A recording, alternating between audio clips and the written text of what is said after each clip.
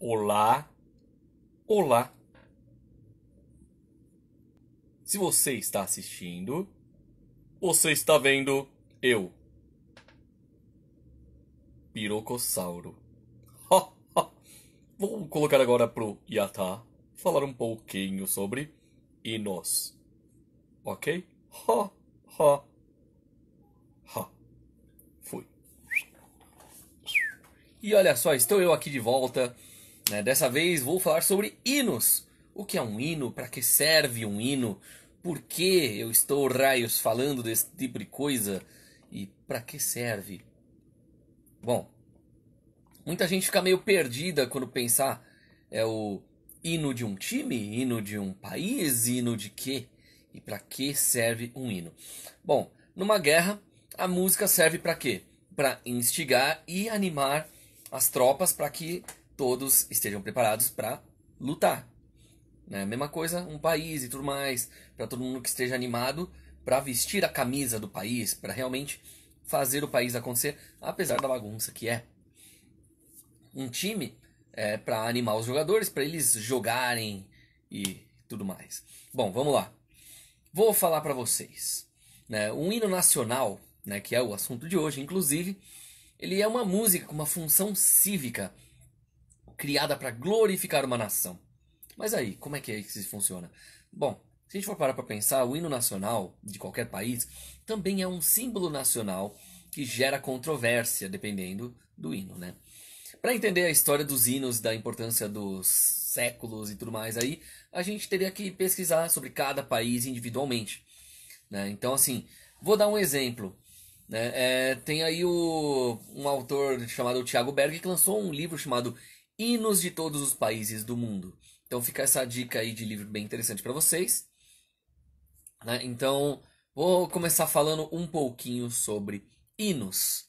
Agora vamos ver assim, curiosidades no caso, né? Que é como eu falei, é cívico.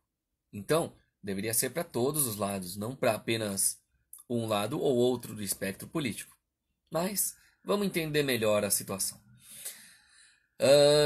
Acho que a melhor forma da gente jogar esta informação de uma explicação boa seria a seguinte: vamos falar sobre os hinos nacionais russos. Bora lá. Então, a história da Rússia ela é repleta de mudanças políticas. Né? E por consequência dessas mudanças todas, né, o território russo já teve 7 hinos nacionais diferentes, e isso só nos últimos 100 anos. Então vamos começar falando pelo primeiro hino da Rússia, né, a Oração dos Russos, que é um hino tsarista, né, o Tsar, né, no caso Tsar, Tsar, por isso tsarista, que invocava a religião e a Rússia ortodoxa. Foi criado lá para 1816, ou seja, quase 100 anos atrás, né, mas acabou caindo em desuso em 1833, substituído pelo seu novo hino, né, que acabou tendo o nome de Deus Salve o Tsar. Devido ao tempo que esse hino era usado como hino, não existem gravações autênticas da época como um hino oficial. Bom, então vamos para o segundo hino da Rússia. Deus Salve o Tsar, que também é um hino tsarista, assim como a oração dos russos. Só que dessa vez, mais bem aceito pelo povo, criado em 1833 e que acabou sendo substituído depois pela canção A Internacional, devido à Revolução de 1917, ou seja, durou um bom tempo. Aí, né, essa Internacional, né, vamos falar o que aconteceu no meio do caminho.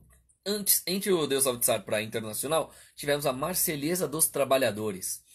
Também conhecido como a Marselhesa Operária, foi o hino mais curto. Durou de outubro de 1917 até meados de 1918. E possuía uma letra que era escrita por Pyotr Lavrov e a anotação feita por Alexander Glazunov na melodia da Marselhesa. Por isso, Marselhesa dos Trabalhadores ou Operária. Né? Sendo que inicialmente se usava a mesma melodia. Muitas vezes nem é considerado como um hino oficial, justamente porque durou pouco tempo. E olá, Vivian, tudo bem com você? Ha! Então, vamos lá. Depois da Marselhesa dos Trabalhadores, que durou menos de um ano, tivemos a música A Internacional, que virou o hino da Rússia. Nesse caso, pode ser considerado o quarto hino da Rússia. né? Então, beleza. O hino conhecido não só pela União Soviética, né? Então aí já fica mais fácil do pessoal se localizar que música é essa. Mas por todos os socialistas como um hino internacional, considerado por muitos, né, o hino dos trabalhadores de todo o mundo, que foi inserido em 1918 como hino nacional e retirado em 1944. Né? Aí veio o hino nacional da União Soviética oficialmente em 44, em meio a uma grande guerra patriótica. No caso, foi a pedido de Stalin para representar unicamente a União Soviética. Então, tá aí. A letra do hino foi retirada a pedido do sucessor de Stalin, Nikita Khrushchev, né? Khrushchev. Eu sempre pronunciei errado esse negócio, é incrível. Né? Mas em 1977, ou seja, 33 anos depois, a letra foi reestruturada por ordem do secretário-geral Leonid Brezhnev, né? Substituindo os trechos que citavam a guerra por versos que indicavam um futuro comunista. Para mim não faz muita diferença de um para o outro, mas tudo bem. Aí veio a canção patriótica. Logo após o fim da União Soviética, Boris Yeltsin, aquele que era famoso pela vodka, pois é, ele resolveu substituir o hino nacional por uma canção patriótica, que teria muito mais a ver com um país, né, do que com uma ideologia política específica, que teria bem mais a ver, então, nesse ponto. Aí ele substituiu pela canção patriótica, que ficou sem letra até 1999, ou seja, ficou de 1977 a 1999 sem letra. Então era um hino apenas instrumental. Até aí, ok. Então o que acontece? No ano 2000 seria substituído então pelo hino nacional da Rússia. Agora já seria o último, o atual, que é o hino que substituiu a canção patriótica em 2000 com a mesma melodia do hino da União Soviética, só que com a letra replanejada. Então, a gente tem aí a história dos hinos, né, da Rússia, no caso. Aí, agora entramos na parte do... Imagina o seguinte, qual é o maior hino e qual é o menor hino? Vamos lá. Vamos jogar o seguinte. Japão. A gente tem ali o hino, o mais curto hino de um país no mundo. Chama Kimigayo. Ele é baseado num poema que teve origem entre os anos de 794 a 1185. A música foi acrescentada no período imperial e a melodia atual foi incorporada em 1880. Só tem 11 sílabas e 32 caracteres no alfabeto japonês, então o hino é considerado um dos menores do mundo. É uma coisa bem legal. Lógico, a gente tem aí o hino da Itália, por exemplo, que oficialmente o hino italiano se chama Il Canto degli Italiani, ou a música dos italianos, em tradução livre. Mas ficou conhecido mundialmente como Fratelli d'Italia, devido à famosa primeira frase. Composto pela letra pelo Goffredo Mameli e a música de Michel Novarro, o hino foi escolhido provisoriamente como oficial do país em 1946 e só em 2005 passou a ser oficialmente reconhecido como o hino do país. Embora já fosse adotado informalmente há quase 60 anos. Né? No caso, México, por exemplo, o hino nacional mexicano, conhecido como Mexicanos ao Grito de Guerra, né? Foi composto em 1853 por Francisco González Bocanegra e a música de Jaime Nuno Roca, que foi acrescentado um ano depois. A letra foi escolhida após um concurso nacional organizado pelo governo do país. Né? Na época era comandado pelo presidente Antônio Lopes de Santa Anna. Né? Se não me engano, ele tinha sido ditador até na época. Foi uma coisa meio bizarra. Então, como esse hino é muito extenso, ele é cortado na execução de jogos de futebol e Olimpíadas. Né? Então temos aí letras enormes. E realmente ele é muito extenso. A Espanha, né, tem a Marcha Real, adotada como hino nacional da Espanha. Né? É um dos mais antigos hinos do mundo. A primeira partitura ela foi datada de 1761, né, com o título de La Marcha Granadera, sem menção ao nome do compositor. Em 1770, o rei Carlos III declarou essa marcha como o hino oficial do país. Entre a Segunda República Espanhola, né, que no caso foi de 1931 a 1939, e o Triênio Libertal, que é de 1820 e 1823, o hino de Riego foi adotado como canção nacional. né? Então a gente já tem aí, com o fim da Guerra Civil Espanhola, o general Francisco Franco instaurou novamente a Marcha Real como hino do país. E em 2007 foi criado um concurso de letras para o hino espanhol, mais de 7.000 sugestões foram feitas, mas a Marcha Real continua sem letra até hoje, né? Vamos ver aqui sobre o Tahiti, por exemplo, né? Ele, por ser um território francês, tem como hino nacional, né, e oficial a Marselhesa. Olha só, já parecido ali com a russa, que usa a mesma música. Mas desde 92 foi adotado o hino da Polinésia Francesa, que é um conjunto de ilhas que tem o Tahiti como seu maior território. Esse é o hino que os tahitianos vão utilizar antes das partidas das Copas, como por exemplo, usaram na Copa das Confederações. O hino polinésio ainda causa muita polêmica nas ilhas do arquipélago por um pequeno motivo. O título Laora o Tahiti Nui, ou Vida Longa ao Grande Tahiti, só faz referência à maior ilha e não a todas. Então a última frase da letra também faz referências aos tahitianos. É um negócio meio louco, né? A Nigéria, por exemplo. O hino nigeriano ele é relativamente jovem, né? Foi só em 1978 que o país adotou o atual Arise o Compatriots como canção nacional do país. Até então, o hino era só Nigeria We All Hail Thee, né? As frases que compõem o hino foram retiradas aí das 5 finalistas de uma competição organizada pelo governo do país. Né? Tivemos aí também lá no Uruguai aí como o hino mais longo do mundo, com 105 estrofes e quase 6 minutos. Né? Por isso foi feita uma versão curta para execução pública.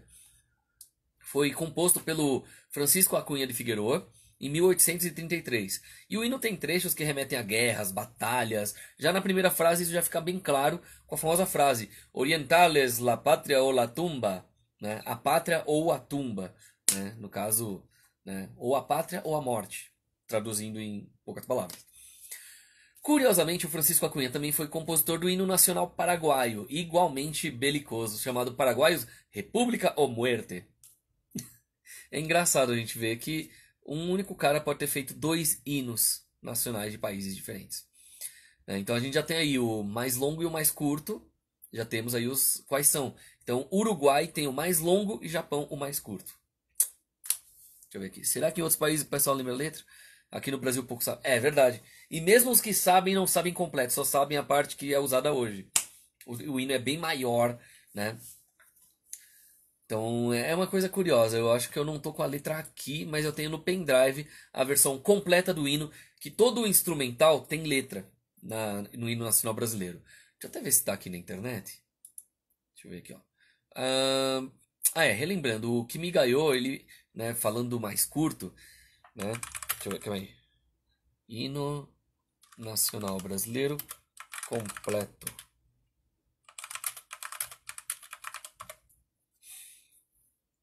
Vamos ver se eu tenho aqui a letra. Porque assim, a letra da introdução, inclusive, do hino nacional, ele realmente tem letra. É uma coisa engraçada, né? Porque, tipo, se a pessoa for patriota raiz, ela vai saber essa letra. Ou seja, acho que ninguém vai saber essa letra. Né? Porque patriotismo, quem é assim? Bom, o que que acontece?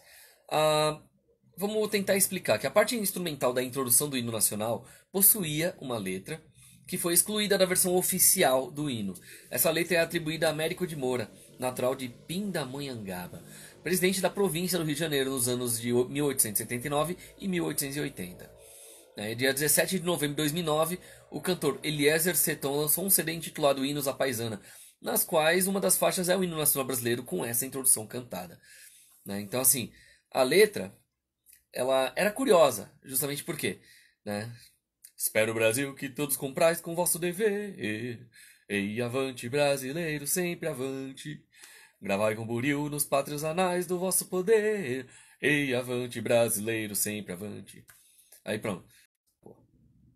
Então a gente tem uma letra na parte que é só instrumental, que ninguém canta, e depois a parte que todo mundo começa a cantar. Então, a primeira parte, ou seja, a introdução, existe. Já a parte que a gente canta é a segunda parte da música. É uma coisa curiosa. Mas assim, vamos parar para pensar. A letra da introdução é anterior à letra do hino que a gente conhece. É a terceira letra que o hino já teve. Então a nossa já não é mais escrita só em 1906 pelo Osório Duque Estrada. Quanto à música mesmo, foi composta com o nome de Marcha Triunfal em 1822 por Francisco Manuel. E a gente tem que lembrar que a palavra sus do Eia sus, ó sus, tan, tan, ouvir, sabe? O sus que eles falam é uma interjeição que veio do latim sus, que seria de baixo para cima, né? Que chama para motivação, né? É como se fosse um erga-se, ânimo, sabe? Umas coisas assim, coragem. É como se estivesse falando para a pessoa, incentivando ela. No caso, nesse contexto, é um sinônimo de em frente, avante, vamos adiante, pra frente, Brasil. É mais ou menos isso. Então, o hino brasileiro ele tinha essa introdução que não é utilizada de forma alguma, infelizmente. Uma das poucas coisas bonitas que tinham era essa introdução. O que a gente já canta normalmente não é tão interessante.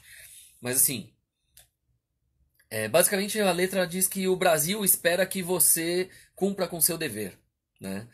Então, vamos para frente, Brasil, né? Cumpra o seu dever de ser grandioso e fazer o país ser grandioso. Nossa, parece até uma mensagem do Trump isso. Mas tudo bem, né? Fazer o quê? É Brasil.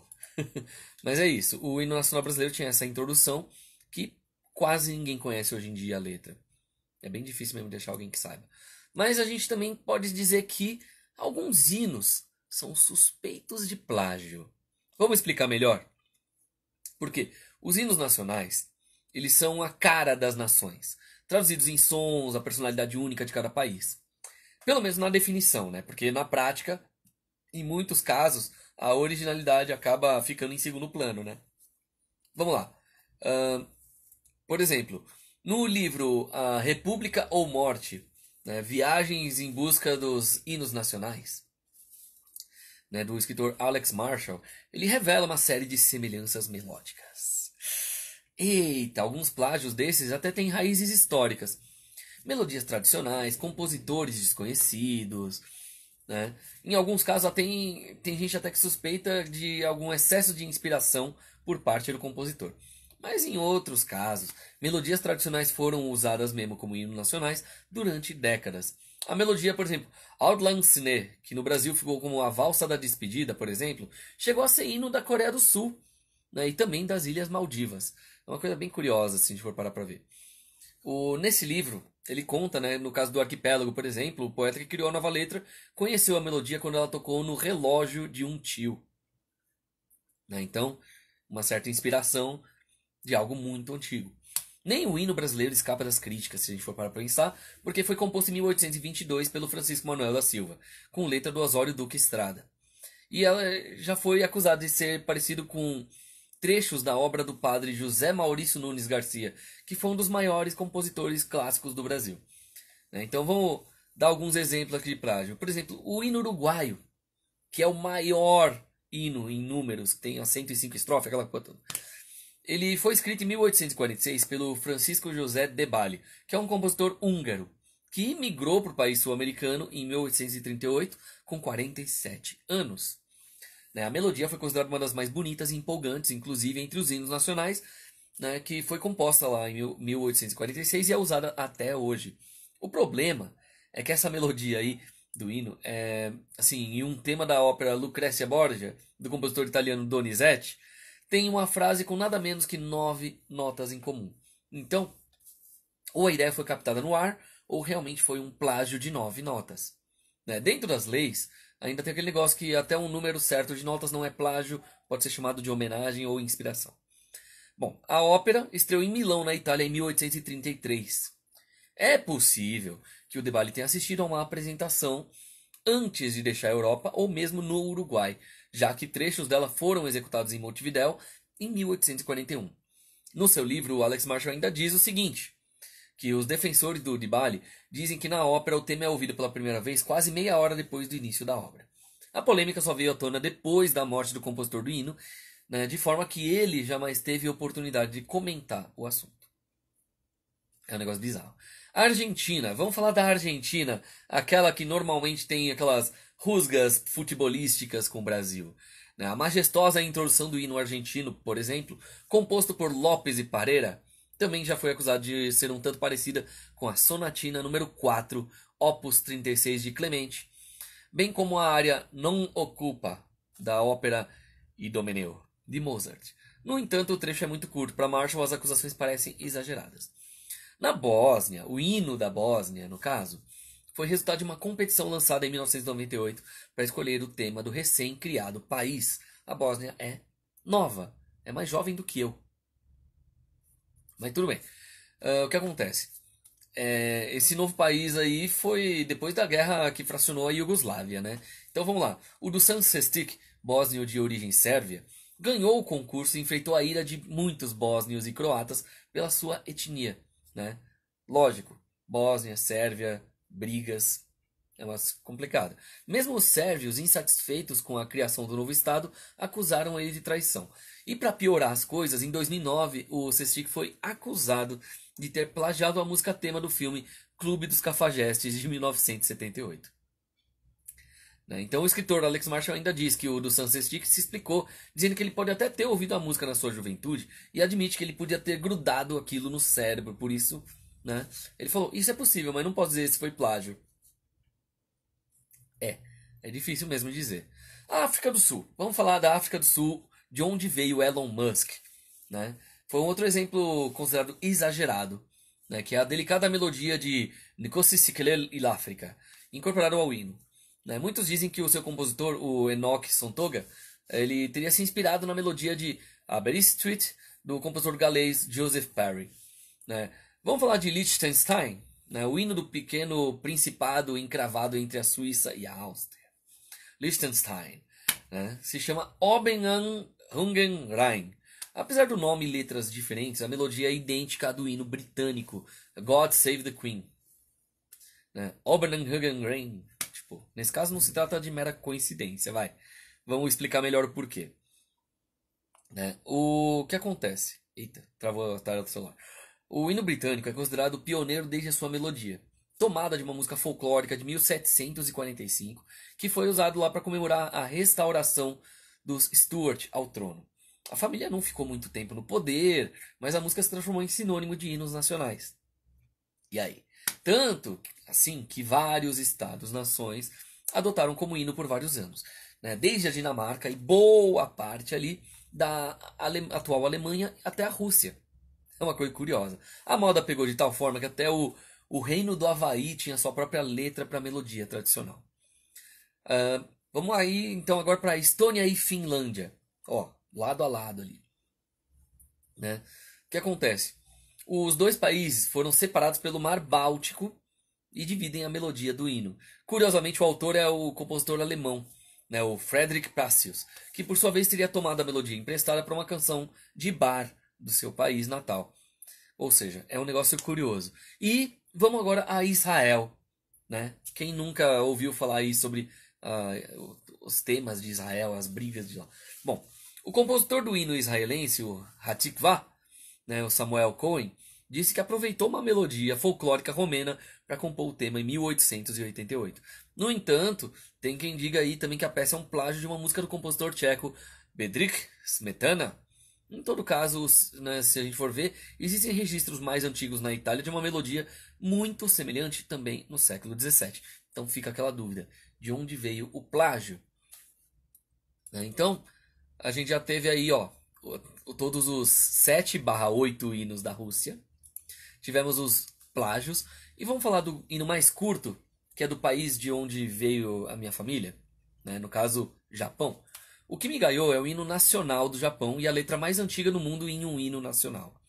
Que, assim, de 1868 a 1945, né, serviu como hino nacional do Império do Japão. Com duração de 11 medidas e 32 caracteres, a Kimi Gayo também é conhecido como um dos hinos mais curtos do mundo, atualmente ainda em uso. A sua letra é baseada num poema waka, escrito no período Heian, que é de 794 a 1185. Então a gente já tem aí uma base do porquê o hino é tão curto. Ele é uma poesia, é como se fosse uma trova aqui para o brasileiro. Então ele substitui aí, né, a melodia atual dele foi escolhida em 1880, substituindo a impopular composta 11 anos antes. Embora o título Kimigayo seja normalmente traduzido como o Reino de Sua Majestade, nenhuma tradução oficial do título ou da letra foi estabelecida em lei. Então, pode ter uma livre tradução em alguns momentos. Até 1945, o Kimigayo serviu como hino nacional do Império do Japão. No entanto, quando o Império foi dissolvido após a rendição no final da Segunda Guerra, a sua democracia parlamentarista, o Estado do Japão substituiu em 1945. Tendo em vista aí a mudança de um sistema baseado na soberania imperial para uma soberania popular. No entanto, o imperador Hirohito não foi destronado e o Kimigayo continua a ser o hino nacional de fato, né? Bom, somente se tornando legalmente conhecido como hino nacional oficial em 1999, com a aprovação da Lei sobre a Bandeira e os Hinos Nacionais. Então, desde que o período de democracia parlamentar começou no Japão, teve uma controvérsia enorme sobre a execução do hino Kimigayo em cerimônias públicas. Então, a gente tem aí um certo detalhe, assim, porque juntamente com a bandeira japonesa Hinomaru, o Kimigayo é acusado pelos críticos de ser um símbolo do imperialismo, né, militarismo, nacionalismo japonês. Né? Aí entra aquela coisa, o que é nacionalismo, o que é militarismo, o que é, sabe, essas coisas assim. Aí são outras discussões. Hoje a gente está explicando, a gente não está debatendo. Né? Então vamos lá. Havendo um debate enorme sobre a Kimigayo como um remanescente do passado imperialista, compatível com uma democracia parlamentar contemporânea japonesa e tal. Então, assim, os pontos, né, essenciais das controvérsias a respeito da bandeira Hinomaru, que tem o sol e aqueles, né, os traços vermelhos em volta, que seria da época do Império. Por isso que a bandeira japonesa agora é só o ponto vermelho no meio de uma bandeira branca. Né? Então, para diferenciar essas épocas, né, o que acontece? Então, os pontos essenciais dessas controvérsias entre a bandeira Hinomaru e o Kimigayo são que se eles expressam louvor ou condenação ao Império do Japão e se o Império antes de 1945 e o Japão pós-guerra depois de 1945 são os mesmos estados ou são estados diferentes. Lógico, a gente tem aí um monte de coisa que poderia ser falada só sobre a etimologia, né? Porque desde o período Heian a palavra Kimi foi utilizada como um nome para indicar um imperador ou mestre de alguém, como um nome honorífico ou sufixo para indicar uma pessoa, né? Então, Kimi wa, ore wa, boku wa, Hikaru no Kimi, Hikaru Gimi, Hikaru Genji. Aí vai ficar aquela coisa, aula de japonês. Então, para hoje vou tentar não passar pela parte da etimologia. Mas a história é aquela, de 1868 a 1945, Império. Ponto. Aí a gente tinha o tema do Império, que era o Kimigayo, né? Tipo, o reino de Sua Majestade, aquela coisa toda. Aí o Japão pós-guerra, de 45 a 99, né, teve essa história aí que durante a ocupação americana do Japão não tinha diretrizes do Comandante Supremo das Forças Aliadas para restringir o uso do Kimigayo pelo governo japonês. Só que isso acabou diferindo de regulações que restringiam o uso da bandeira Hinomaru. Né? Então já tem essa coisa aí. Junto com o encorajamento ao uso do Kimigayo nas escolas para promover o patriotismo, a transmissora nacional NHK começou a usar a canção para anunciar o início e o fim da programação. Aí a partir de 99, com a Lei da Bandeira e Hinos Nacionais, foi promulgada, né, e definindo aí o Hinomaru e o Kimigayo como símbolos nacionais do Japão. Lógico, a aprovação dessa lei acabou causando o suicídio de um diretor de escola em Hiroshima que não conseguia resolver a disputa entre o conselho da escola e seus professores sobre o uso do Hinomaru e do Kimigayo. Então, acabou sendo algo pesado lá no Japão, só a escolha e decisão em cima de um hino. Lógico, existem os protocolos sobre a letra e a notação musical do hino que aparecem no segundo apêndice da Lei da Bandeira e Hinos Nacionais. As escolas públicas, logo, desde a Segunda Guerra Mundial, o Ministério da Educação emitiu declarações e regulamentações para promover o uso da Hinomaru e do Kimigayo nas escolas sob sua jurisdição. Então, fica essa coisa assim, né, meio, e aí, vai ou não vai? A percepção nos dias de hoje é a seguinte: de acordo com as pesquisas conduzidas nos veículos da mídia, por exemplo, a maioria dos japoneses consideravam o Kimigayo como o hino nacional mesmo antes da aprovação da lei, né, sobre a Voltou? Voltou.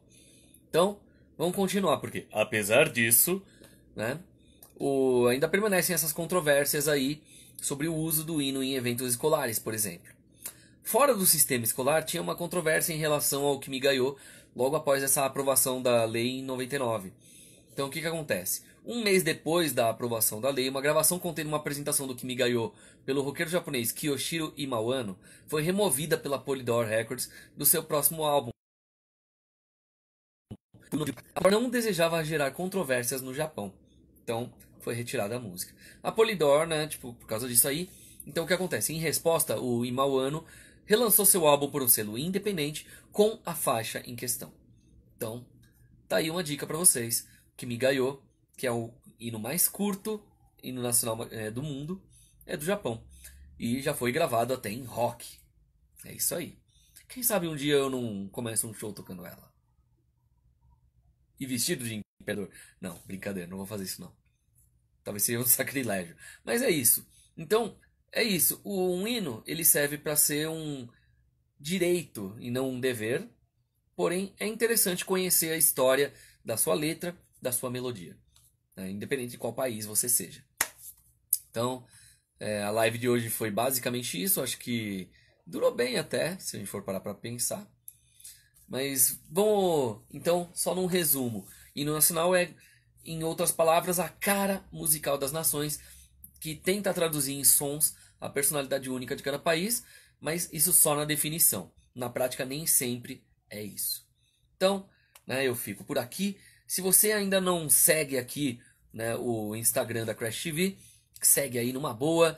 E se você estiver vendo aí pela reprise, né, se inscreve também no canal aí do YouTube, o Yatalog.